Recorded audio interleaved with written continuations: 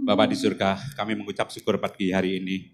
Engkau telah mengizinkan kami beribadah, di mana kami semua akan Engkau naik ke surga, semua akan meninggikan namamu pada pagi hari ini. Semua anak-anakmu ya Bapa, terima kasih Engkau sungguh Allah luar biasa. Roh Kudus, Engkau pimpin kami, Engkau sertai kami, tanpa Engkau kita tidak bisa berbuat apa-apa. Terima kasih Bapak, Engkau jamah semua anak-anakmu yang hadir ya Bapak, yang rindu untuk mendengarkan firman-Mu. Roh Kudus, Engkau hadir di dalam hati mereka masing-masing, agar mereka bisa mengenal Engkau dengan baik. Terima kasih Bapak, di dalam nama Tuhan Yesus Kristus. Amin. Shalom Bapak Ibu yang dikasihi Tuhan. Pagi hari ini luar biasa semua merayakan kenaikan Tuhan Yesus. Tuhan Yesus hari ini naik ke surga. Murid-muridnya Bapak Ibu ya, dikatakan jangan gelisah. Sebab 2 kali Tuhan Yesus mengalami perpisahan dengan murid-muridnya. Di saat pertama Tuhan Yesus ditangkap, mati di kayu salib. Di saat itu murid-muridnya galau, gelisah. Kok Tuhan Yesus ditangkap? Mereka berkata bahwa Tuhan sebagai panutan, dia sudah mencurahkan semuanya, dia sudah meninggalkan pekerjaannya. Kok Tuhan Yesus ditangkap, mati di kayu salib? Hari ini, yang kedua kali, Tuhan naik ke surga. Tuhan Yesus bilang, jangan gelisah hatimu.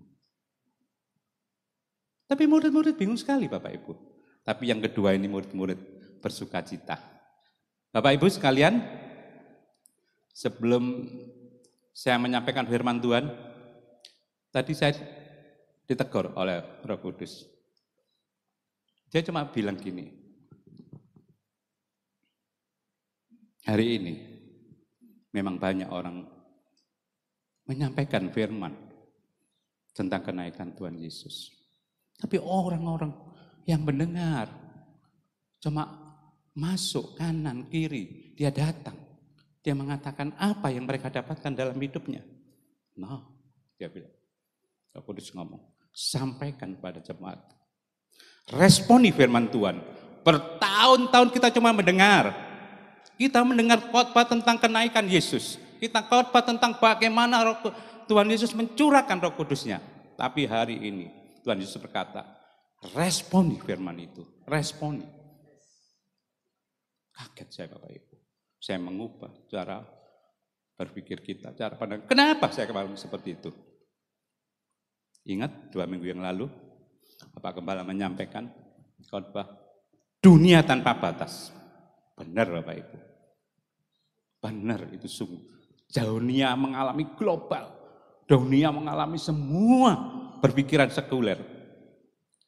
Kalau Bapak Ibu sering rajin mendengar, melihat berita-berita dari luar negeri, Bapak Ibu takut. Apa yang akan terjadi?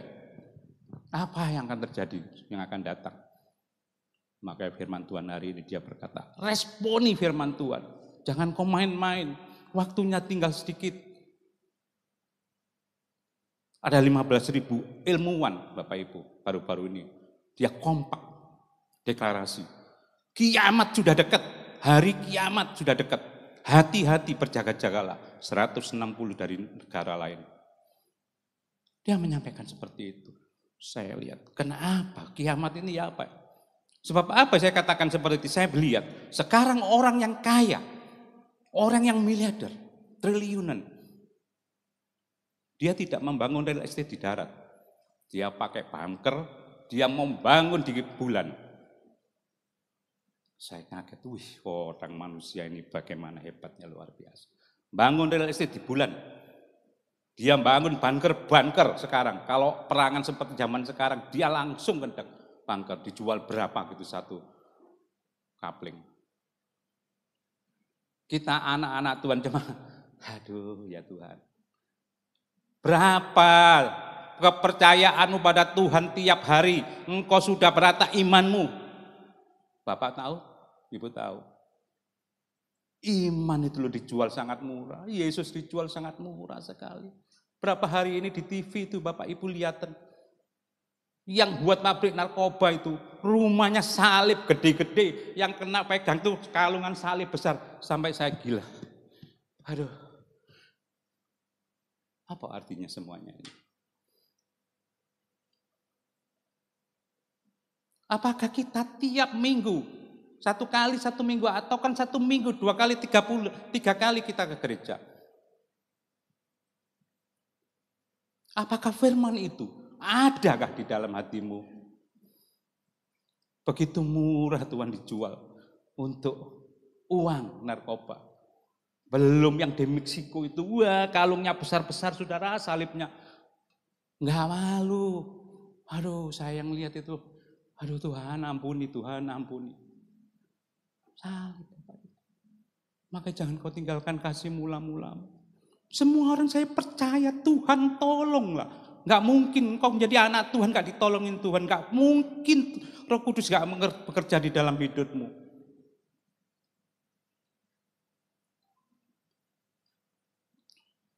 Bapak Ibu yang dikasihi Tuhan, hari sudah dekat, Bapak Ibu. Saya baca kaget ya yang 15.000 ilmuwan itu ya, dia ngomong hari kiamat sudah dekat tentang iklim. Gila ini sudah Bapak Ibu. Nanti panas ini yang dari Filipina ini jalan ke Indonesia, menuju Indonesia. Iklim. Sekarang tidak ada waktu hujan, tidak ada waktu panas yang ditentukan seperti dulu-dulu. 6 bulan sekali hujan, 6 bulan. Sekarang iklim berubah. Hari ini akan panas luar biasa, mempengaruhi segala kehidupan, terutama petani-petani itu akan berubah. Bapak Ibu, bersiap-siaplah di dalam hidup. Makanya saya katakan, kenapa anak Tuhan kok gak berubah? Konsep Tuhannya itu salah di dalam pikirannya. Pikir Tuhan itu enak, kita minta dapat. Enggak Bapak Ibu, enggak. Ini harus kita rubah. Seperti Roh Kudus berkata kepada saya, responi firman Tuhan, responi. Dia naik ke surga hari ini. Dia meninggalkan 3 pesan. Wah, pesannya luar biasa. Mungkin kita jadi anak Tuhan, gak usah repot-repot. Dia berpesan, memberikan rumah, menyediakan rumah, dia mencurahkan Roh Kudus, dia akan datang menjemput kita. Enak enggak? Semua mau Bapak Ibu. Enak banget orang Kristen, orang bilang, kita susah beli rumah, berapa harganya? Saya percaya Bapak Ibu ya, kalau anak muda-muda zaman sekarang, maaf ya, beli rumah zaman sekarang susah Bapak Ibu, enggak mudah. Soalnya apa? Pemasukan, pengeluaran enggak sepadan. Pemasukan enggak mungkin bisa tinggi, bayaran enggak mungkin bisa naik terus. Tapi pengeluaran dikejar terus. Bisa belilah rumah. Rumah bukan ratusan sekarang M. Yang di tengah, kecuali kalau di pinggir, bisa. Mari sekarang hati-hati. Keluarga hati-hati, jagalah hidupmu. Jagalah segala apa yang kau kerjakan dengan suami istrimu, anak-anakmu. Kau akan digoncang Bapak Ibu. Dengan keadaan ekonomi, keadaan kesehatan. Digoncang sungguh. Kalau engkau enggak membiasakan konsep-konsep Tuhan ada di dalam hidupmu, di dalam pikiranmu.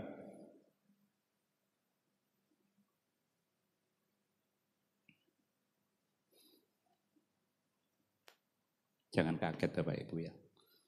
Hari-hari ini tidak ada yang istilahnya itu kayak permanen. Semua bisa berubah. Bisa berubah. Jangan heran. Bapak Ibu perhatiin ya, ini yang paling mudah aja. Zaman dulu kalau perangan ya, negara sampai negara, tembak-tembak, satu belum. Sekarang kalau nggak punya duit gak usah perangan Bapak Ibu. Kalau perangan bulanan. Iya, sekarang yang ditembakkan rudal itu bukan 1, 2, 100, 1000 sekali. Bayangin kalau kamu mau perangan. Saya nggak bisa bayangin kalau Indonesia diserang dengan 2.000, 5.000 rudal. Hancur. Karena apa? Ego. Ya ini yang 3 hal ini nanti saya katakan. Iblis menyerang ketiga hal ini. Kita belajar ya, kita mulai hari ini kita belajar firman Tuhan. Bapak Ibu jangan terkecoh. Sekarang saya katakan jangan terkecoh keadaan dunia. Jangan terkecoh. Sekarang iblis menyerang anak-anak Tuhan, menyerang gereja-gereja. Siapa yang enggak siap? Gitu. Kalau segini sih siap, Bu. Saya katakan, Bapak Gembala sih mampulah mengatasi segini. Imanmu masih ada. Tapi kalau 5 kali ini, mungkin Bapak Gembala rodok miring titik. Duh, ini sungguh saya katakan, dari dulu orang-orang yang besar-besar ini lurus. Lama-lama. Siapa? Uang. Lihat sing masuk YouTube yang konten-konten itu. Itu bukan pendeta yang kecil-kecil, bukan pendeta yang gaptek, pendeta-pendeta yang pinter-pinter. Sebab apa? Dia sambil menyelam minum air. Duh, ini sungguh Bapak Ibu. Dulu kalau dia beritakan firman Tuhan 1 minggu 1, 2, 3, 4 kali. Sekarang kalau bisa 1 hari 10 kali. Uangnya banyak. Ini iblis yang kerjain seperti itu. Mereka tidak sadar. Dia merasa bangga aku nyebarkan Injil. Tapi benar. Tidak digonceng dengan motivasi. Iblis lagi membidik hatimu. Hati anak-anak Tuhan dibidik sekarang. Mahal hati itu. Sebab di dalam hatimu kalau sudah kena, iblis bangga. Bukan kamu besar, tapi nunggu kapan kamu nanti hancur. Nanti tunggu kapan. Sekarang terutama anak muda-muda itu, aduh kasihan banget. Kasihan banget. Konsepnya Tuhan itu sudah berubah. Sekarang makai zaman tak terbatas ini membuat dogma, membuat teologinya hebat luar biasa. 10 orang 10 teologi. 10 dogma, 10 cara gagasan, cara berpikirnya berbeda-beda. Apa siap gitu? Kalau engkau tidak kuat dalam konsep Tuhan dalam hatimu dan Roh Kudus tidak penuh dalam hatimu, gugur Bapak Ibu. Pasti saya jamin. Saya jamin gugur pasti. Ya melok nang gereja sih nang gereja. Datang. Tapi apa artinya gereja? Mungkin ingin ketemu, ingin seneng, ingin pokoknya aku datang, wis pokoknya aku beres, Tuhan aku absen, beres. No. Enggak Bapak Ibu. Dunia sedang menggoncang. Dunia sedang menggoncang. Kapan kau jatuh? Kalau engkau dasar enggak kau siapkan di dalam kehidupan kita prinsip-prinsip yaitu tentang firman. Soalnya orang sekarang beda Bapak Ibu. Pokoknya pelayanan. Pelayanan itu opo lah ngono. Menyenangkan Tuhan, menyenangkan engkau. Biasanya orang kan cari jati diri supaya diakui. Pokoknya aku pelayanan. Benarkah Yesus kau tinggikan? Nah. Waktu Ibu Gembala khotbah ya, waktu menyampaikan firman. Pernah enggak kita dikecewakan? Saya mau ngacung yang paling tinggi Bapak Ibu, saya malu. Yang mengecewakan bukan anak muda, yang kecil-kecil, hamba Tuhan. Aduh, sampai saya ini nangis, Tuhan kenapa aku lagi percaya Tuhan tapi kok ngini ya. 1, saya masih bangkit. 2, lama-lama jadi biasa. Namanya manusia, sampai terakhir pun banyak yang mengecewakan. Anak-anak Tuhan itu makan uang saya sampai aduh ya Tuhan. Tapi ya enggak enak Bapak Ibu. Sungguh, saya pernah ya teman gitu ya, baik ya, kayak itu Pak, dia baru merit, saya juga baru merit. Saya tulungin Bapak Ibu. Dia mau Pak aku kenal si A, si B supaya aku bisa ngambil barang. Kita kenalin. Saya kira baik, ya naik mobil aja nggak bisa, diantar supir, sepeda motor nggak bisa, anaknya lugu, dimakan Bapak Ibu. Bayangin, mama itu sampai lihat saya itu nangis, kok tego kon mangan Haryono, seperti itu. Nggak dibayar semua, kita yang nanggung. Suatu hari masih sempat datang ke tempat saya, udah lama datang. Pak, aku tangono, aku mau nang luar kota, nang luar pulau. Coba bayangin, masih gak punya malu, minta sama saya uang 500.000 untuk ongkos ke luar pulau. Saya mohon Tuhan, Engkau ajaib, Engkau luar biasa. Engkau tidak ngasih hatiku kepahitan, tapi ku lepaskan semua kepahitan karena dia memberi yang terbaik untuk hidup saya. Saya dikasih kecukupan lebih. Bukan karena uang Bapak Ibu, hati saya.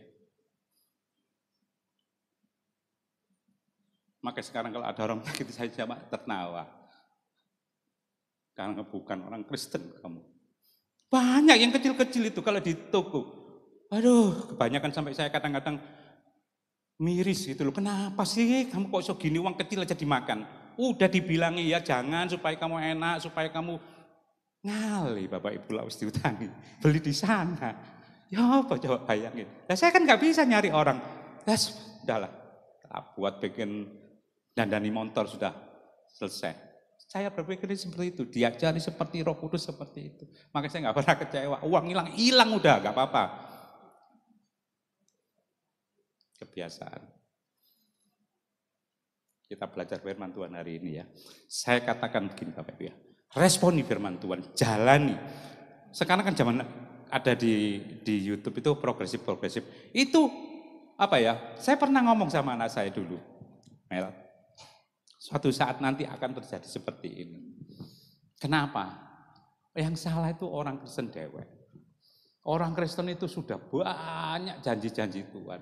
Tapi orang ini ya orang Kristen. Nanti ada orang Kristen yang pintar. Sekarang kan pintar-pintar. Nanti akan lihat. Ternyata semua yang pintar sama perbuatannya itu tidak sama. Nanti orang ini kayak istilah saya itu mulet. Orang ini nanti berkata kayak seperti gini. Teman terjadi Bapak Ibu. Ya toh, aku akan ngomong. Saya.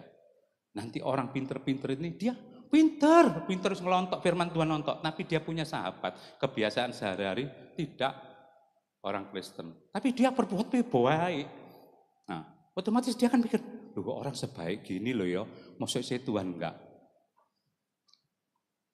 Sekarang pertanyaan, orang Kristen progresif enggak karakternya? Seperti orang itu baik. Ini enggak dijumpai sama orang yang ngomong itu, jumpa baiknya itu cuman mungkin sedikit. Tapi orang teman-teman itu, orang yang di luar kita itu kan baik-baik Bapak Ibu. Ini sungguh saya katakan, saya ngalamin sendiri.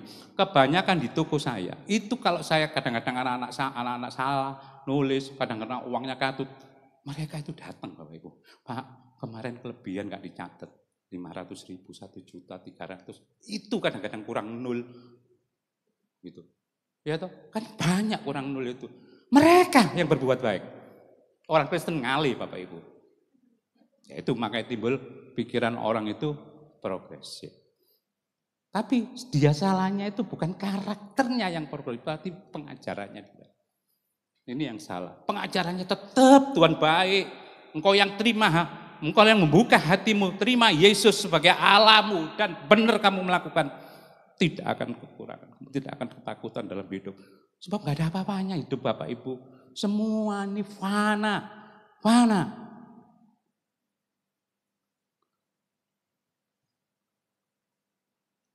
Saya dulu waktu habis merit ya, biasa kadang-kadang kalau suami istri itu, kalau zaman dulu, kalau zaman sekarang juga nggak tahu saya. Cewek, perempuan, kalau mari merit itu kan segala, semua harus atas namaku, opoku gitu, benar enggak? Ketakutan. Padahal dia itu bodoh, gak ngerti bahwa kalau gak ada suami istri jual beli itu kan gak bisa Bapak Ibu. Ambilin aja semuanya, saya gak pusing kok, gak butuh kok. Saya kasih gitu, sekarang ketakutan dewek. Wih pajak ya kakek Pak Jar ini. Nah ya apa? Dia gak ngerti bahwa gak ada jual beli suami istri gak akan terjadi. Percuma, kamu mau jalan urusan. Itu seperti itu. Maka saya katakan suami istri bergandengan tangan. Saya katakan zaman ini jahat. Kamu akan digoyang seperti yang dikatakan. Mereka kok baik.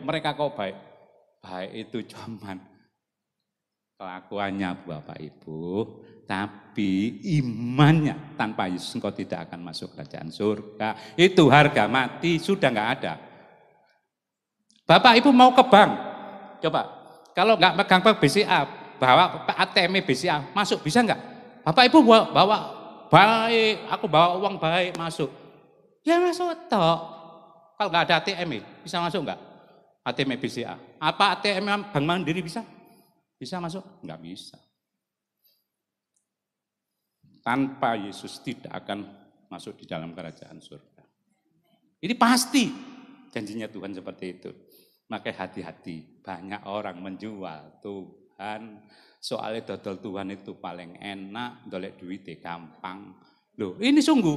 Saya pernah gini Bapak Ibu ya. Ada engkau itu tinggi besar ganteng, topian laken. Loh, nanti menjumpai. Jual nasi pecel.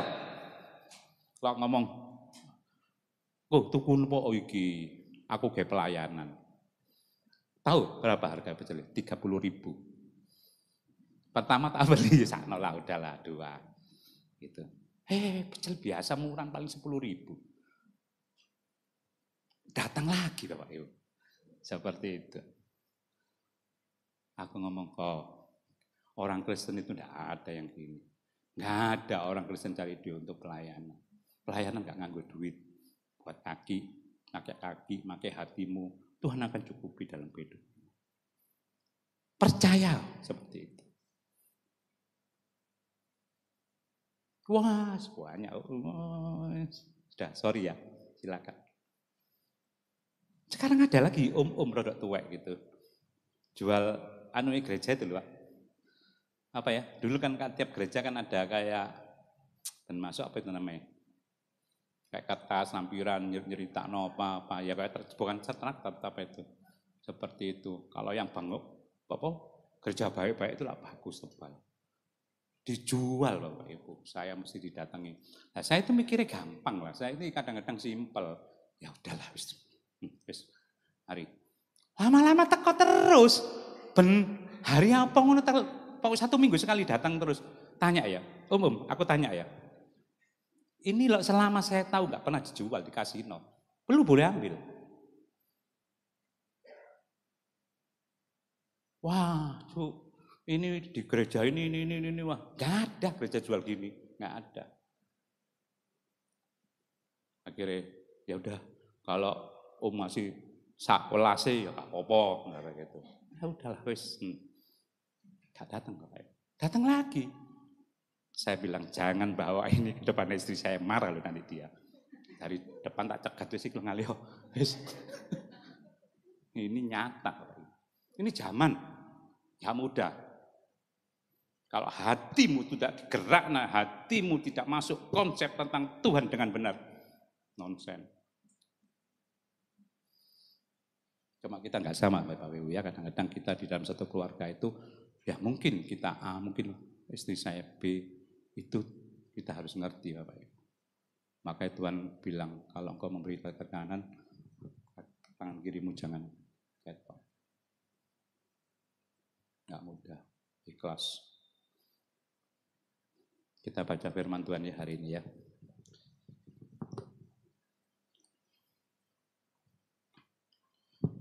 Di dalam Yohanes.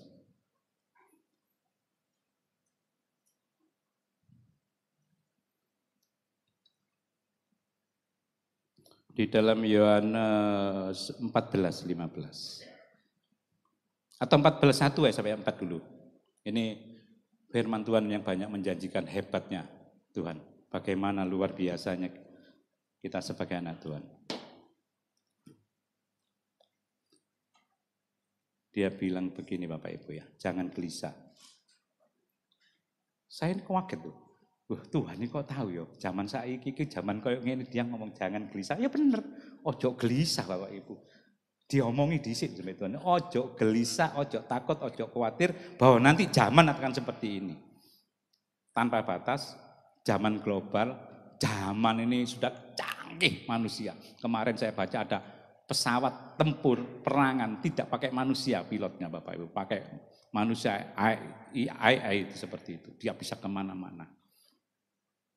Bisa sekarang nggak pakai manusia ditinggalkan. Perangan sama seperti itu.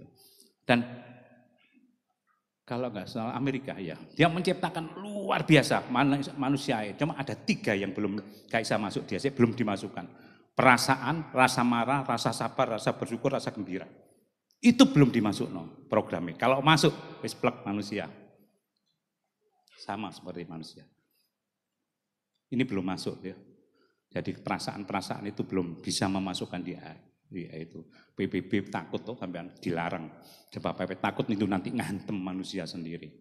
Berbalik arah. Gitu. Janganlah gelisah hatimu, percayalah kepada Allah, percayalah juga kepadaku. Sampai 4 Bapak Ibu ya. Kedua, di rumah Bapakku banyak tempat tinggal, jika tidak demikian tentu aku akan mengatakan kepadamu, sebab aku pergi ke situ, ke surga, untuk menyediakan tempat bagimu. Ketiga, dan apabila aku telah pergi ke surga dan telah menyediakan tempat bagimu, aku akan datang kembali dan membawa kamu ke tempatku, supaya di tempat di mana aku berada, kamu pun berada. Keempat, dan kemana aku pergi, kemana tahu jalan ke situ. Hebat enggak ini? Kita ke satu ya Pak Ibu ya. Janganlah gelisah hatimu. Sudah saya katakan, ini bukan suatu kebetulan. Setiap tahun perubahan begitu luar biasa. Dunia ini, iklim, ekonomi, kesehatan, ini akan terjadi. Makanya Tuhan Yesus bilang, janganlah gelisah hatimu. Percayalah kepada Dia. Tetap percaya, apapun yang terjadi, tetaplah percaya kepada Dia. Percayalah kepadaku, Tuhan Yesus bilang. Jangan kau bimbang, jangan kau ragu. Tapi ini gak mudah Bapak Ibu. Sebab dunia sedang eksis di dalam gejolaknya. Manusia kadang-kadang tidak tahan dengan keadaan zaman. Gak usah banyak-banyak tentang perkawinan. Banyak anak-anak Tuhan menjual iman menjadi seperti mereka. Belum ekonomi. Banyak anak-anak Tuhan gara-gara duit menjual imannya menjadi seperti mereka. Tapi saya juga heran Bapak Ibu ya. Kalau mereka menjual imannya seperti mu'alaf ya maaf ya. Uangnya banyak-banyak loh Bapak Ibu. Makanya banyak orang yang pindah ke situ. Saya kaget. Dulu orang yang pindah, yang sekarang meninggal, aduh gak punya apa-apa. Gak punya apa-apa, tidurnya di mana-mana. Sekarang punya. Wah, anak besar, apa besar. Memang sengaja gitu ya, untuk menarik kita supaya eksodus ke mereka. Ini sungguh coba perhatiin. Banyak orang yang pindah duitnya akeh-akeh. Ada semua satu yang namanya Kristianto itu dari Mojokerto itu dia ngomongin pendeta itu tambah, weh kaya Bapak Ibu. Padahal dulu apa melok Yesus, sekarang menjual Yesus dapat duit banyak. Percayalah kepadaku, percayalah kepada Allah. Apa kita berubah? Belum tentu.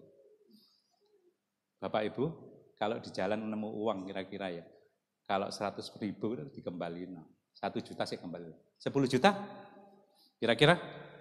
Kalau uang ruai Pak. Kayak apa kira-kira? Kembali enggak? Belum tentu, 10 juta itu banyak Ibu. Kalau enggak iman, oke, berarti Bapak Ibu ini. Gini, ada 2 hal manusia itu Bapak Ibu.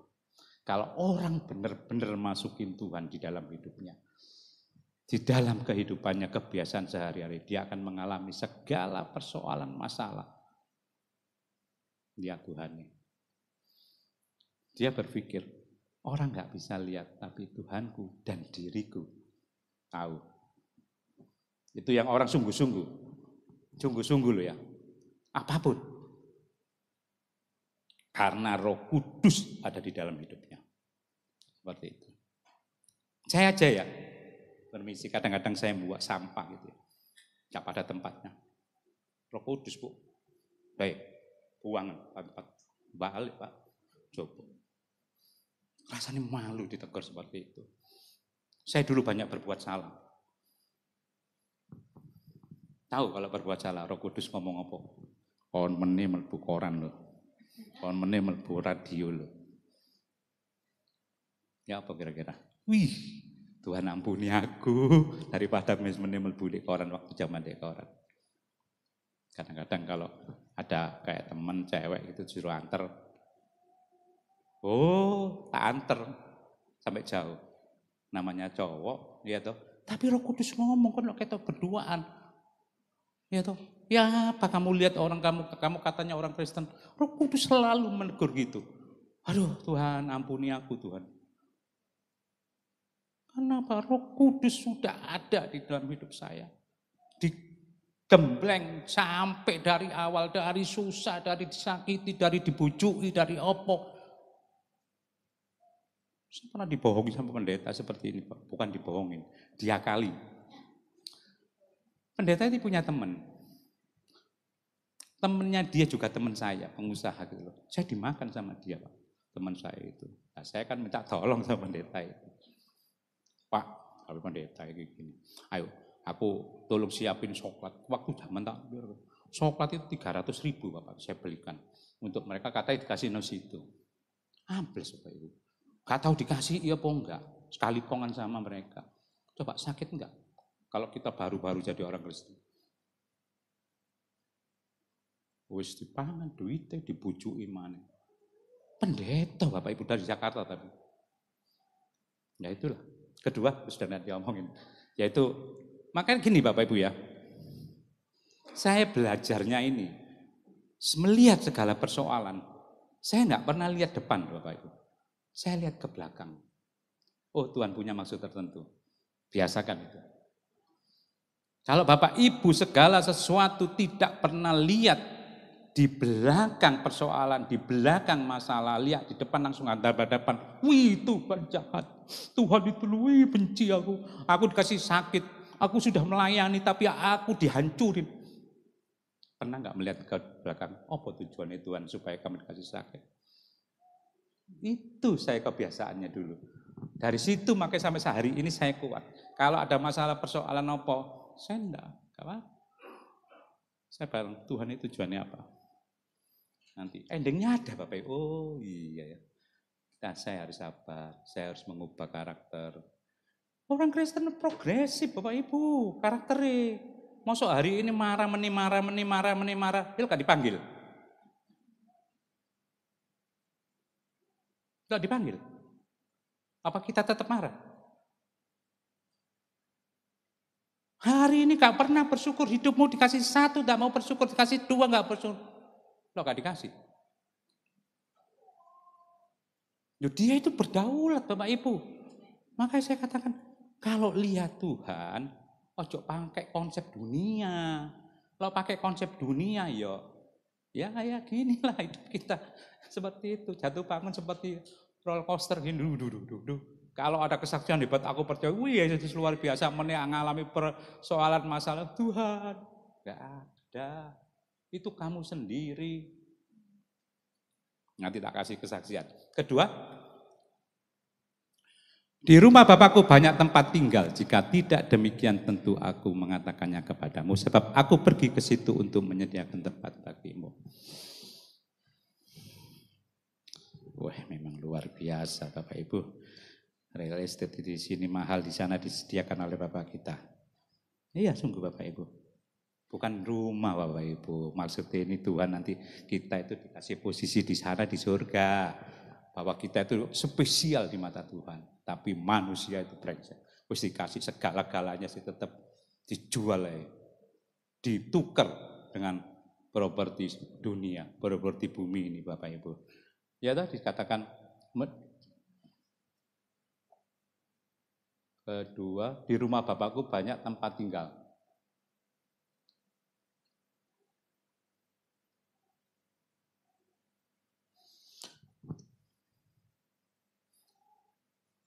Apakah kita siap Bapak Ibu? Hidup seperti apa yang dikatakan Tuhan Yesus? Di dalam Yohanes ini 14 ayat 1 sampai 3 ada 3 hal pesan Tuhan Yesus.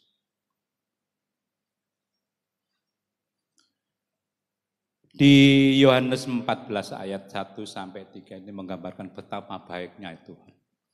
Saya memberikan judul kebaikan Tuhan. Dia Allahmu, Bapakmu yang bertanggung jawab. Sampai dia mati, dia lahir, dia mati, dia bangkit, sampai naik. Dia enggak meninggalkan kita. Sampai dia berkata, Omaku di sana kamu tak siap nobanya. Jangan kau takut, jangan kau gelisah. Biarpun kamu hidup di dunia banyak tantangan, persoalan. Tapi tetap jangan takut. Sik gitu takut. Tuhan tetap ngasih penolong, yaitu Roh Kudus. Kita kasih penolong Bapak Ibu supaya kita enggak takut. Supaya kita mengerjakan segala sesuatu seperti tidak melenceng. Seperti saya katakan tadi. Kenapa sih kok Tuhan itu mencurahkan Roh Kudus dalam kehidupan kita? Dia tuh tahu, Tuhan ini tahu bahwa kita itu akan mengalami suatu kesulitan. Sering saya katakan di dalam hidup kita, di dalam hati kita itu ada hitam dan putih. Hitam itu ada dunia, putih itu namanya Roh Kudus. Kadang-kadang kalau kita berbuat salah, berbuat jahat, berbuat apapun di luar konteks, keluar dari jalurnya Tuhan. Roh kita, hati kita itu ada dua hal ini yang berkata. Sikatan. Roh Kudus, jangan anakku. Roh Kudus itu lembut, pelan. Tapi yang setan hitam ini, keras Bapak Ibu. Ambilin. Contoh orang-orang korupsi besar-besar, biarpun gajinya besar, biarpun apa itu tidak bisa. Dari saya sembuh Bapak Ibu. Kalau tidak dasar ditandani tidak bisa. Itu ada di dalam hatinya. Dia ke gereja, dia ada hati kecil, itu ada. Gak mungkin Roh Kudus tidak ngomong. Jangan ambil, ini uang rakyat. Tapi dia, wih banyak, nanti istriku bisa beli gini, anakku bisa beli gini. Itu bertentangan Roh Kudus di dalam hati kita. Yaitu namanya hitam putih kalau saya istilahkan. Kalau hitamnya menang, terjadilah seperti yang ada di dalam dunia itu. Kalau putihnya menang, selamatlah kamu. Roh Kudus telah menyelamatkan kamu.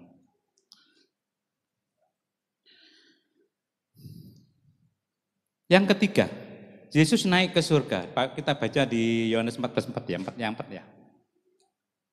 4, menyediakan tempat bagi kita, agar kita dikasih tahu jalannya. Jadi nanti kamu tahu jalan ke tempat situ berada.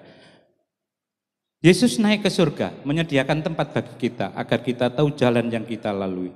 Jika hidup sementara di bumi berakhir, kita bersyukur kematian bukanlah akhir dari kehidupan. Kita lepaskan semuanya itu. Jangan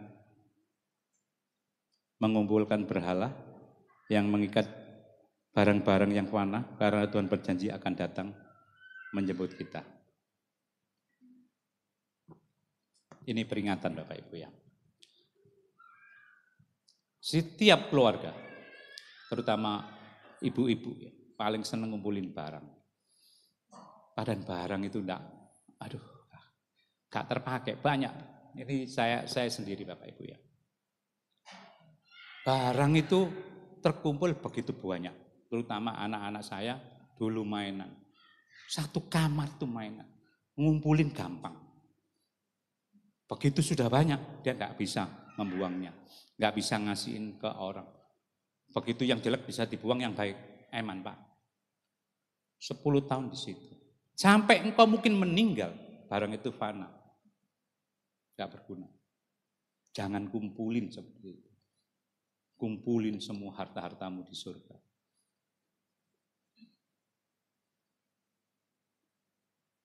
Agar engkau bisa membawanya.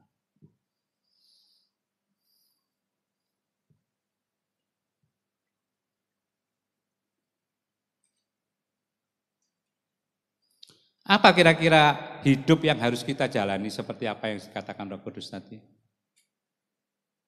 Responnya apa kira-kira? Supaya kita bisa mencapai apa yang dikatakan di dalam 1 Yohanes 1-4 tadi, apa yang bisa kita gapai? Hiduplah kudus.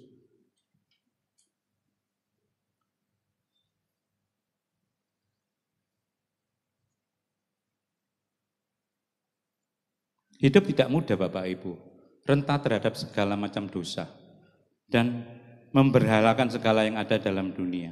Hidup di tengah-tengah dunia yang begitu jahat, membuat kita mudah jatuh dalam dosa. Karena kita akan berhadapan dengan realita dalam dunia nyata. Kita akan berhadapan di dalam kehidupan dunia nyata. Maka kadang-kadang yang baru-baru, yang anak-anak muda, yang baru mengenal Tuhan, begitu kayak sungguh-sungguh luar biasa, karena dia belum mengalami realita. Seperti saya punya teman, anaknya itu disekolahkan ke luar negeri, Bapak Ibu. Begitu dia ada kebaktian di suatu gereja, dia ini mendengarkan doktrin daripada gembalai, pendetai di situ, sehingga dia terbuang semua apa yang sekolahnya di luar negeri itu. Mamanya bilang sama saya, aku ini loh susah. Dia bilang, apa Abu? Anakku tak soro-soro tak sekolah di luar negeri. Sekarang nggak mau bekerja.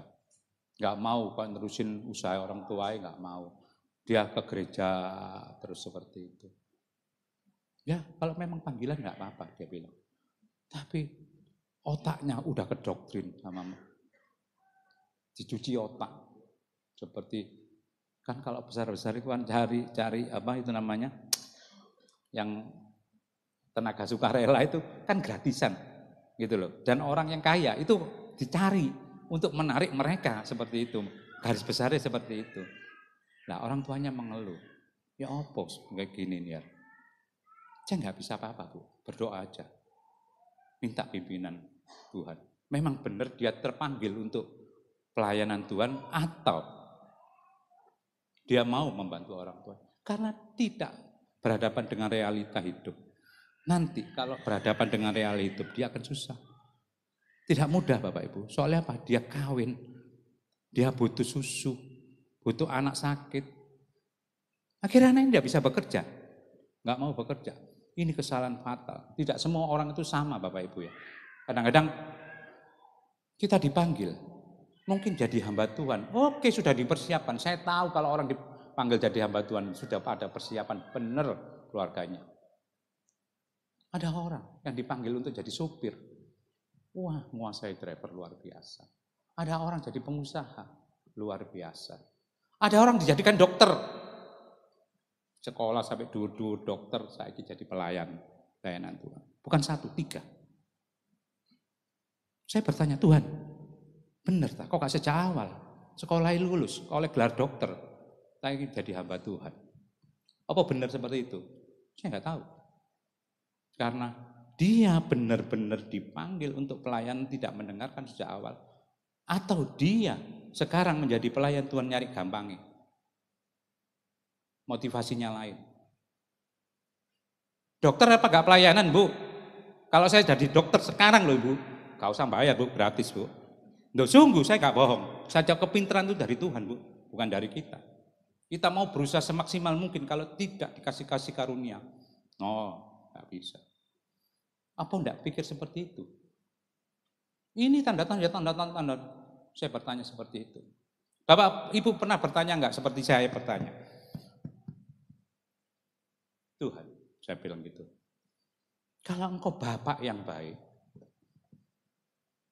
engkau ngerti tak kebutuhanku tak? Gak usah ngomong toh, wong aku ambil anakku ngerti kok tentang kebutuhan. Dia lebih baik daripada saya. Kalau engkau Tuhan, ini sering saya katakan, saya nggak minta, saya menyembah. Tuhan itu raja besar, kita menyembah Tuhan. Konsep apa yang kamu masukkan dalam hidupmu? Sebagai Bapak kah? Sebagai Tuhan kah? Sebagai Raja kah Tuhan itu?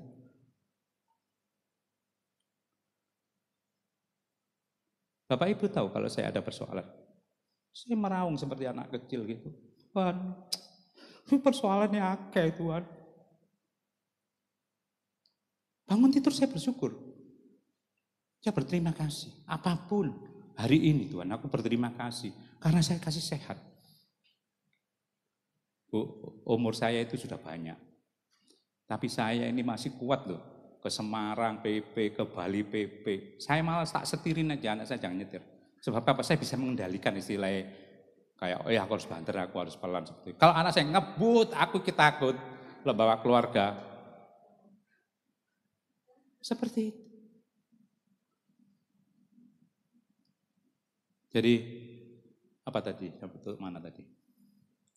Jangan takut Bapak Ibu. Segala kehidupan itu seperti itu. Hiduplah di dalam kasih-Nya. Ini responi ya Bapak Ibu. Responi seperti Tuhan naik ke surga. Tuhan bilang, respon.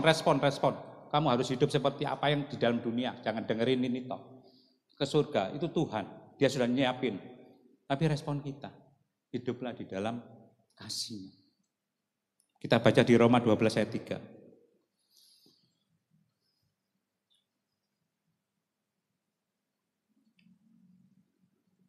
Berdasarkan kasih karunia yang dianugerah kepadaku, aku berkata kepadamu, setiap orang di antara kamu, janganlah kamu memikirkan hal-hal yang lebih tinggi. Jatuh, Pak Ibu. Seperti itu. Jangankan kamu mencari uang lebih. Akhirnya kamu terjerat di dalam sep itu. Daripada yang patut kamu pikirkan, hidup sederhananya. Satu langkah demi satu langkah. Satu hari demi satu hari. Tetapi hendaklah kamu berpikir begitu rupa sehingga kamu menguasai diri menurut ukuran iman yang dikaruniakan kepada kamu masing-masing. Ini luar biasa Bapak firman ini. Ayat ini. Jadi jangan melebihi kekuatanmu. Kalau engkau dikuasai kekuatanmu mengangkat 5 kilo, angkatlah 5 kilo, jangan 10 kilo. Pelan-pelan. Pelan kalau percaya dengan perkara kecil Tuhan akan perkara yang besar. Kristen Bapak Ibu. Orang percaya Tuhan itu perlu pakai akal budi gitu loh. Jangan pakai, wis nurut tok seperti itu, kerbo dicocok itu wis ndang. Minta hikmat, minta Roh Kudus pimpin. Kalau memang Roh Kudus pimpin ya enggak apa-apa. Seperti itu. Pakai akal budi dalam hidup ini.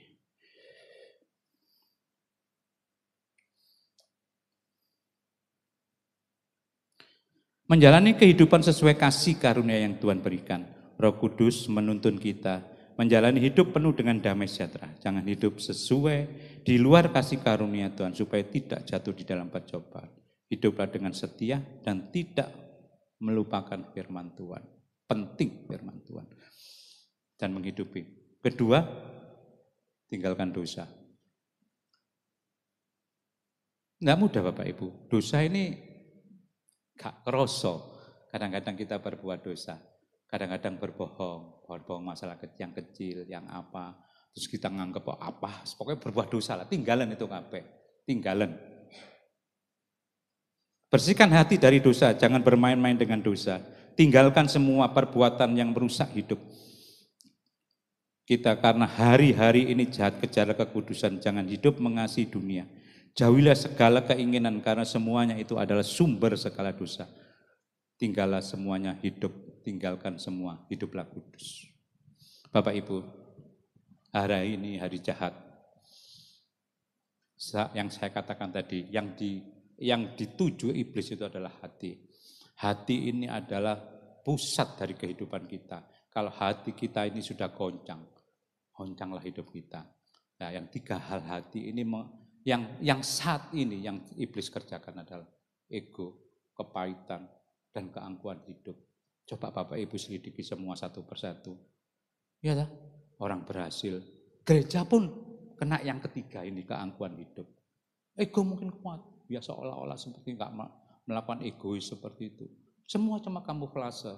Tapi keangkuhan hidup enggak bisa dibohongin. Enggak bisa. Dia merasa besar. Dia merasa kaya. Dia merasa ada tangan kanannya Tuhan. Ini yang terjadi Bapak Ibu akhir zaman. Tapi dia merasakan enggak? Enggak. Iblis itu licik banget. Kadang-kadang saya katakan licik kamu. Beraninya cuman seperti itu. Dia menyerang. Makanya Pak, doa Bapak kami itu adalah doa yang dahsyat. Bapak itu adalah pedoman di dalam kehidupan kita. Rangka hidup. Semua itu secukupnya. Ojo melebihi. Kamu kalau tinggi kamu akan digoncang sama iblis. Iblis gak mungkin akan dia itu rela. Seperti itu. Tapi manusia tidak akan terasa Bapak Ibu. Apalagi zaman tanpa batas gini, aduh. Kadang-kadang sedih ya Pak Ibu. Sedih. Ini belum. Balik permulaan saya katakan. Zaman ini kalau nanti AI keluar, jangan kaget Bapak Ibu. Terutama pekerja-pekerja yang di kasir apa itu yang bisa diatasi dengan itu hilang. Nanti digantikan seperti itu semuanya. Nggak ada. Bersiap-siaplah sekarang. Makanya Tuhan bilang jangan gelisah hatimu. Yang ketiga adalah menyalibkan daging. Menyalibkan daging ini susah banget. Susah banget Bapak Ibu. Jangan hidup dengan segala keinginan, karena dunia sedang memikat semua orang dan menawarkan hidup dalam kesenangan sehingga menjadi berhala dalam kehidupan. Berhala ini sekarang enggak kayak zaman dulu Bapak Ibu. Berhala kalau zaman dulu kan menyembah patung, apa gitu ya, seperti yang kita kultuskan seperti itu. Tapi sekarang enggak terasa Bapak Ibu, enggak terasa. Anak pun jadi berhala, istri pun jadi berhala. Kehidupan, keuangan kita, mobil kita, semuanya jadi berhala. Apakah kita bisa melepaskan semuanya? Gak mudah Bapak Ibu. Jangan gelisah hatimu. Tuhan sudah memberikan janjinya, yaitu memberikan tempat, memberikan Roh Kudus, akan menjemput. Apakah kita siap? Sesuatu saat Tuhan menjemput kita. Apa gara-gara nanti kita nggak siap, kita nggak mendapatkan bonus rumah di tempat di surga? Apakah Roh Kudus sudah mengatakan kepadamu, jangan kau lakukan anakku, tapi kau tetap jangan marah-marah anakku, kamu nanti cepat apa itu darah tinggimu enggak itu namanya. Iya, itu tapi tetap sabar, makin lama makin tua makin sabar, makin murah hati. Ya terus makin berpikir pikiran yang jauh ke depan. Jangan melakukan egois seperti itu. Tapi sekarang terjadi itu Bapak Ibu. Kenapa saya katakan gitu? Kalau Tuhan datang, panggil hari ini, apakah engkau siap mendapatkan seperti yang dikatakan Yohanes 4:1 tadi. Dia menyediakan rumah. Di saat kamu dipanggil. Jangan seperti orang 5 bijaksana, 5 bodoh. Bapak Ibu, begitu pengantin datang, yang bijaksana, enggak apa-apa, yang 5 bodoh enggak siap. Minyaknya habis, akhirnya mendapat seperti itu. Berlaku bagi kita juga Bapak Ibu dalam hidup. Kalau kita enggak siap, mulai hari ini, selama engkau dengan firman Tuhan, lakukan. Buanglah dosa, buanglah kemarahan, buanglah kepahitan, buanglah keangkuhan hidup. Mudah enggak? Enggak. Tapi berjuang. Komitmen hari ini. Makanya saya katakan gini Bapak Ibu, saya ini heran banget nonton wong Kristen banget kadang-kadang. Sampai kadang-kadang dengkel nemen. Bapak Ibu tahu kalau PJCG, waduh, kayak wong top Bapak Ibu, teko dhisik. Ya toh, sorry nanti ada yang tersinggung. Datang. Kok sungguh-sungguh Bapak Ibu. Ya toh, tapi karakter enggak pernah berubah. Tetap pancet dari dulu sampai sekarang sampai selama-lamanya. Bukan Tuhan Yesus Bapak Ibu. Tahu Bapak Ibu. Kalau ada CG mangan kreseknya ditokno Bapak Ibu. Sorry, kata terus no. Berarti sekali tertawa berarti sudah ngalami. Nah, ya seperti itu. Barusan ini dengar saya, ada CG 1. Grupnya ini, maksudnya grup ini banyak yang masalah. Anggotanya banyak yang cerai, banyak yang berkelahi, banyak masalah.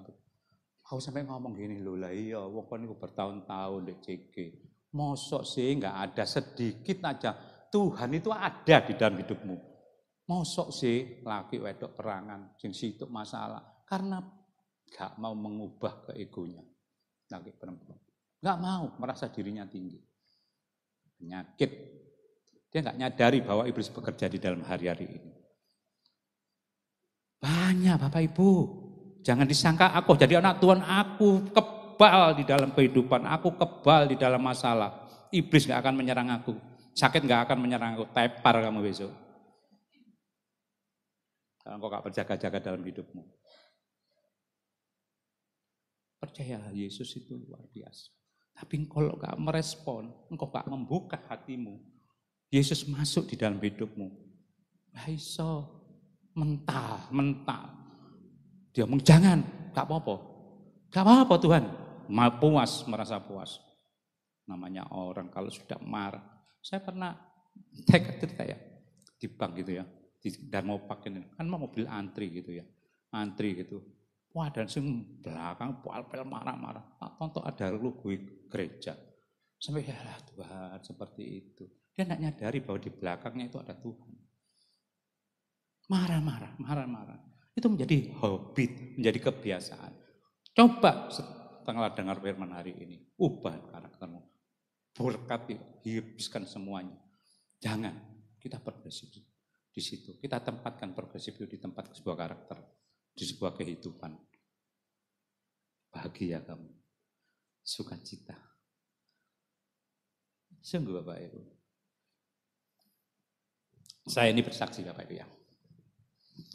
Kenapa saya mempunyai hati jiwa kok seperti ini? Gitu. Saya awali. Saya merit dulu ya. Saya bukan dari keluarga kayak istilahnya berlebihan, kita dikasih rumah, dikasih modal, kasih enggak. Saya masih ingat, saya kawin itu bayaran satu, saya kerja di Ardiles. 145.000. Berani kawin tahun dulu. Jangan sekarang tahun, jangan coba-coba Bapak Ibu. Dari situ saya jatuh bangun. Karena Roh Kudus sudah ada di dalam hatiku. Saya dulu, zaman dulu itu sekolah kan pinter, gratis ya. Melok tes. Saya itu dari SD Sawaan, SMP Negeri 3, STM Pawiatan. Negeri semua saya. Saya cerita dikit lagi ya dari awal. Saya punya teman, saya tuh sebelum itu sudah rindu, kepingin melok Tuhan. Sebabnya apa sih? Dulu kalau melok Tuhan itu gereja cuman ada gereja Sawaan. Bajunya putih-putih, orang itu tuwek-tuwek, keluarganya itu aduh menarik saya. Begitu, ya sabar, harmoni seperti itu. Saya kepingin Bapak Ibu. Tapi dulu gak tahu jalannya kemana. Lewatnya kemana. Ada teman saya satu, teman sepergaulan gitu ya. Cik muda, ini mungkin yang pernah dengar cerita saya. Dia itu jemput saya kalau pagi. Ini orang Kristen, tapi rokok sebal-sebul. Sampai nunggu di sepeda motor. Lo pagi Bapak Ibu, saya kan belum bangun. Dia sudah, aduh setia banget. Setia. Dia jemput di situ, saya bangun, diajak ke gereja. Gereja itu GKI Sulung. Saya masih ingat Pak Petrus Prasetya. Waktu itu Bapak Gembala. Canterin. Percayalah Tuhan Bapak Ibu. Kalau saya tidak terjadi seperti itu, gak jadi hari ini. Saya banyak disakitin. Kalau saya tidak melihat Yesus, atau saya tidak melihat di balik persoalan, saya nggak melihat hari ini. Saya banyak salah, saya banyak dosa. Kadang-kadang ego saya, kadang-kadang prinsip saya. Ini yang membuat salah saya hidup. Kadang-kadang tidak ada jalan seperti itu. Oh, saudara tidak ada prinsip ternyata. Kita harus saling mengalah. Ini kadang-kadang saya belajar, Roh Kudus dibawa ke situ. Saya menerima. Jangan engkau tergantung di dalam kehidupan di dunia ini. Semua fana. Tapi jalani hidup di dunia dengan damai sejahtera sukacita. Sesuai yang dia katakan di ini.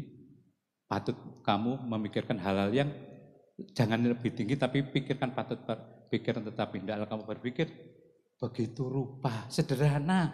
Hiduplah berpikir itu sederhana saja, enggak usah muluk-muluk. Enggak usah minta kaya, kerja dengan jalanmu, Tuhan kasih kaya. Saya dulu enggak punya apa-apa, Bapak Ibu, 1 rupiah pun. Saya kadang-kadang kalau di sini pagi bangga. Tuhan, thank you ya. Saya bilang gitu, saya di sana. Berkati ya, jemaat dari sini sampai sana, kepala, musik, singer, berkati kabeh Tuhan. Terima kasih Tuhan, kau masih mempercayakan saya membersih. Secara manusia, wedi lo malam itu di kebablasan tang ini. Lalu tang itu jam 8 iki ibadah jam piro? Susah toh. Semua itu libur itu seneng kita itu libur, bangga kita itu tangi ini awan-awanan. Loh ini sungguh saya kadang-kadang sampai tak turu rek di kebablasan gitu. Takut. Dia itu menyiapkan sini. Lucu enggak? Kalau saya ketiduran nanti Bapak Gembala tegok. Enggak lucu kan? Ini pernah kejadian angel, tak cerita Bapak Gembala. Saya masih celana pendek buka nih. Kemanten nih dulu ya siapa menit. Dengan teni di luar. Loh Bapak Gembala ini piye rek? Kok gak ngomong? Loh ini nyata.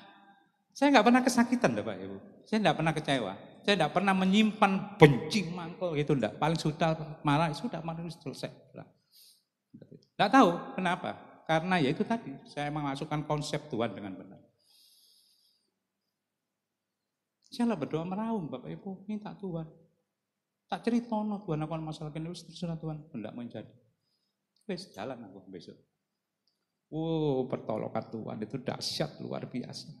begitu corona ada. Sampai Tuhan, engkau baik. Saya kan pikir-pikir, apa Tuhan kau baik be aku? Nah, tanya saya, kenapa? Saya 2 kali ditolong Tuhan. Sakit corona sangat sakit jantung. Fatal ini Bapak Ibu. Sungguh, pernah nggak dengar cerita kesaksian saya? Saya sakit jantung. Saya itu ngeri di sini, nyeri terus gitu loh. Terus saya ini kan takut ke dokter. Takut bukan dokternya, bukan bayarin. Jarume.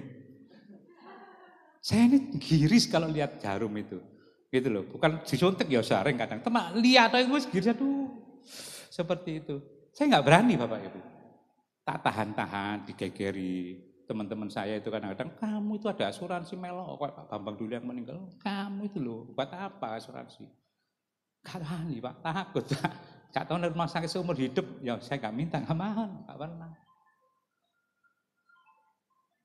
Habis itu terpaksa saya dibawa ke rumah sakit. Karena waktu itu sudah sakit saya sini. Hari Kamis itu waktu itu. Akhirnya saya nginep 2-3 hari. Dokter memutuskan kita harus digiring 2. Keluarga dipanggil, istri anak-anak saya dipanggil. Oke. Tak wani-wani no, biarpun aku gak wani. Bayangin Bapak Ibu digledek itu Bapak Ibu. Giris saya. Kita dilaburin dengan apa? Yang kuning itu ya. Mungkin untuk mensterilkan itu, seperti itu. Udaranya dingin banget, kurang ajar suster-suster ini. Gak ditutupi, sehelai pun, dilumurin, wadem, ngeteter, gak direken. Mari gitu waktunya dimasukin, suruh pilih. Sini sama mana? Ya paha. Saya pilih tangan aja, gini. Sampai kata takut, dimasukin. Gerak, gerak, gerak. Pertama dipanggil, istri dan anak saya sudah kesepakatan waktu itu minta 80 juta di Nat House waktu itu. Anak saya gak apa-apa sekarang wis. Saya waktu itu milih kamar yang paling enak. Oh, bukan aku yang bayar ya. Waktu itu 1 hari 5 juta. Gitu. Oke, enak Bu, kayak orang hotel Bu. Turu. Buah datang, makanan datang. Ya seperti itu. Habis itu yang waktu itu siang mau dimasukin ring, udah dimasukin di ruang operasi, saya dimasukin. Saya lihat di TV itu gerak. Dicari nggak ada. Kok nggak ada? Mau di ring nggak bisa. Dikembalin, dokter itu manggil semua suster, dipanggilin ke rapat gitu loh. Ini apa terjadi seperti ini? Nggak tahu. Mujizat ada. Seperti itu. Menurut istri anak saya dipanggil, dikasih waktu 1 sore, besok boleh pulang. Dari situ saya tahu, hebat Tuhan. Ini kejadian nyata, bukan saya enggak. Tapi sebelumnya istri saya itu dikasih yang kecil-kecil ketumbar dicap, pagi diminum itu, terus jahe wis pokoknya ngomong apa dijalani seperti itu. Itu pertama saya mendapat mujizat. Kedua saya kena COVID. Saya nggak tahu loh saya kena COVID itu nggak tahu. Waktu itu saya ini kayak pagi gitu nggak apa-apa dingin, sore gitu panas dingin gitu. Tak pikir saya ini tipes. Saya cek apa saja terakhir tipes, terapi ginjal apa nggak ada. Saya ke dokter Michael, dokter itu kan temen ya, katanya di Pondok Kasih gitu. Cerita-cerita, dia nggak mau ngomong kalau dia itu saya ini kena corona gitu ya. Cuma dikasih obat. Saya waktu itu suruh pokoknya isolasi diri. Saya di rumah sendirian di atas, saya kan rumah saya loteng, saya di atas sendirian, semua ngungsi. Gitu. Karena anak saya turun istri saya tidur di bawah semua seperti itu. Jadi saya kalau pagi saya berjemur diri sendirian. Saya tak makanin daun sirih. Saya itu kan seneng nanam daun sirih itu tak kunyai, tak apai gitu. Saya berjemur seperti itu. Tiap hari lagu gereja itu full 24 jam. Saya nggak pernah biasa nyentel lagu gereja sampai lagu-lagu rohani itu 24 jam. Sebab Bapak dokter bilang hati-hati ya. Kalau kamu sesek cepat-cepat ke rumah sakit. Jadi saya takut kebablasan. Jadi saya setel 24 jam. pada suatu hari, Kak sembuh-sembuh Bapak itu sampai 2 minggu. Wah, susah. Namanya lambung itu seperti diputer-puter, makan nggak mau. Saya cuma dikasih anak saya memel itu buah, biji kecil-kecil gitu loh. Jadi diempok itu jangankan makan, bau nih, weh kok utek-utek mutak-mutak seperti itu. Seperti itu. Pada suatu hari malam, saya pas jam 12 malam, saya masih ingat benar. Saya antara setengah tidur, enggak tidur. Dan Yesus datang Bapak Ibu, pakai jubah, dia menghampiri saya. Dia tanya, saya tanya, Tuhan, aku kasih anak kesembuhan, kasihan anak-anak saya. Saya kan nggak siap Bapak Ibu, anak-anak kan nggak siap juga. Soalnya kerjaan saya ini mudah, tapi ya nggak mudah gitu seperti itu. Soalnya apa? Tidak mampu, mereka tidak mampu, anak-anak saya nggak mampu. Dia ngomong Pak nggak mampu, tutup Pak tutup. Soalnya apa? Ngirim barang-barang ini, nyediani barang-barang ini nggak mudah. Gitu, stres ngurusi barang-barang ini seperti itu. Tapi kalau saya sudah biasa seperti itu, Tuhan kasih anak kesembuhan, kasihan anak-anak. Maka saya katakan berbahagialah Bapak Ibu, Anda di sini. Tuhan, udah dipanggil lah ke Tuhan. Gereja ini apa? Siapa sih bukan pintu? Loh ini sungguh saya ngomong Tuhan siapa? Gak mungkin loh Tuhan. Kasihani ya Tuhan. Apakah mengasihi aku? Tuhan cepat tanya 2 kali toh. Apakah kamu mengasihi aku? Saya ngomong, ya Tuhan, ya. Sampai setengah sadar, gak sadar. Ya Tuhan. Apakah kamu mengasihi aku? Ya Tuhan. Dia lewat, Bapak jalan. Begitu lewat, saya bangun dari itu. Langsung saya kalau di depan pinggir saya ini kan ada kursi malah sampai lihat TV. Saya duduk di situ. Saya pikiran saya sembuh besok. Saya ngomong gitu. Sembuh, Bapak. Saya pagi itu buang air besar. Soal maaf, buang air besar banyak, waras Bapak Ibu. Habis sembuh itu, saya kan ke dokter cek. Loh, kan mau apa jadi dokter itu? Tak ceritain ini. Selamat kon, pasienku 6. Ponakanku sendiri sampai sekarang masih belum sembuh. 3 meninggal, hanya kamu yang ada mujizat. Loh, dokter gak ngomong wingi, lah kon wedi jadi ngono, berngajar. Gak ngomong kalau saya ini kena COVID gitu. Sakit saya ke Nathos, cek up lagi. Kan dulu kalau COVID kan nggak diomongin Bapak ya, takut ya. Maksudnya nanti dijemput gitu. Saya sampai anak saya itu pakai nama alamat lain. Cek up apa? Gak ada, kosong. Dokter itu sampai, hebat Tuhan itu. Luar biasa. Saya jadi dokter itu ketakutan. Saya beberapa hari ini ketakutan. Sebab apa obatnya? Dihantem ket, ya ini lambungmu hantem. Dihantem ringan, kamu amblas. Seperti itu. Teman anak saya itu sampai habis 800 juta. Pulang Bapak Ibu. Sampai dibantu pemerintah 30%. Beli obat itu sekali 200 juta. Dah Mas tahu. Tetap pulang. Semua ketakutan. Tapi melok Tuhan Yesus gratis. Maka hari ini percaya Tuhan Yesus. Rubah segala hidupmu. Paradigma. Yaitu konsep tentang Tuhan. Rubah. Bahwa Tuhan itu berdaulat. Tuhan itu yang mempunyai kehidupanmu. Percayalah, ikutlah dia dengan sungguh-sungguh. Bahwa engkau akan berjalan di dalam kebenaran firman-Nya. Amin. Terimalah ya Tuhan setiap pujian dan penyembahan kami. Semua boleh menyukakan hati Tuhan.